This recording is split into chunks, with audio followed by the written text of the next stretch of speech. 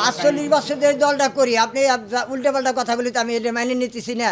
কিন্তু ম্যারাডোনার খেলা আমি দুটো খেলা দেখছি, কিন্তু মানুষ বলে আর্ধেক গোল দেয়, কিন্তু ম্যারাডোনা আর্ধেক গোল দেয় না। অনেক ক্যামেরা আছে, ৩২টা ক্যামেরা আছে, কিন্তু তারা তো বিশ্ব খেলাটা দেখতেছে, তারা তো ধরতে তালি ওই উল্টাপাল্টা করলি।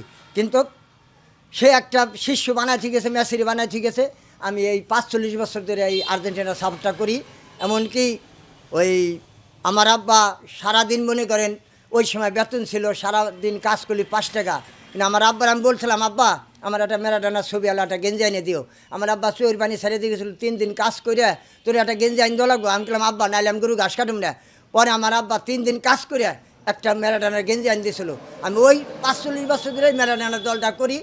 কিরা কী করলে ওটা আমার দেখা না, কিন্তু ওরা খেলেই জিততেছে। আর্জেন্টিনা আজকে জিতবে, আরও 4 গোলে জিতবে। আরও এই কথাটা ভাইবেন, আল্লাহর পর ভরসা, 4 গোলে জিতবে।